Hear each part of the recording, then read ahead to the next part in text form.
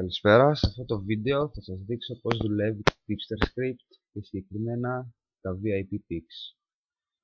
Εδώ πέρα είμαστε μέσα στο προφίλ του χρήστη, στο WP Pavla Admin, που έχουμε κάνει σύνδεση φυσικά στο site.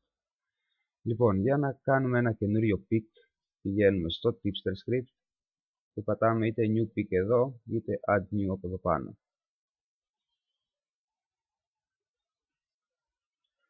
Λοιπόν, το pick μας για να εμφανιστεί στη VIP περιοχή πρέπει να είναι κλικαρισμένο αυτό εδώ το κουτάκι. Αν δεν είναι κλικαρισμένο, το pick θα είναι ένα απλό pick, το οποίο θα φαίνεται στην αρχική σελίδα του site που το βλέπουν όλοι οι χρήστες. Έστω ότι κλικάρουμε εδώ για να το βάλουμε στην VIP περιοχή.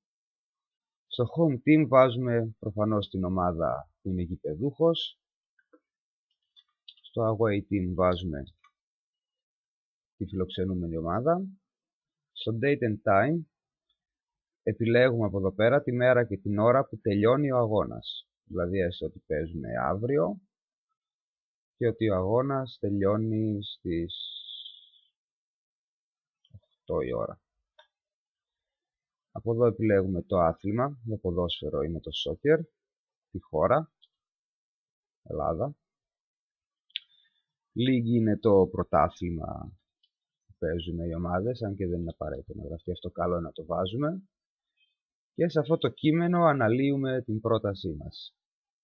Μπορούμε να γράψουμε ό,τι θέλουμε, γιατί πιστεύουμε ότι το pick μας είναι σωστό και γενικά μια καλή ανάλυση βοηθάει να πάρθει το pick σοβαρά.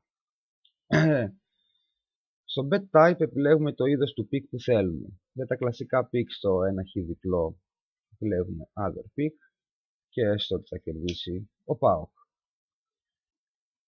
Bookie είναι το site όπου στοιχηματίζουμε, υπάρχουν πολλά εδώ πέρα, έστω ότι είναι στον στοίχημα.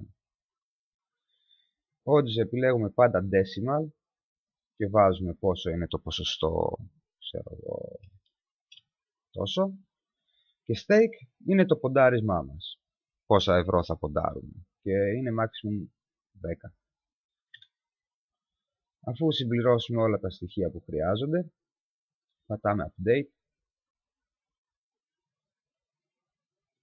και η πρότασή μας έχει δημοσιευτεί.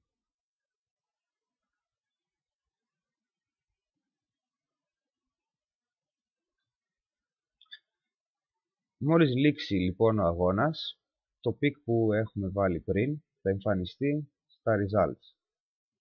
Οπότε πάμε στα results, επιλέγουμε τον αγώνα που μόλις τελείωσε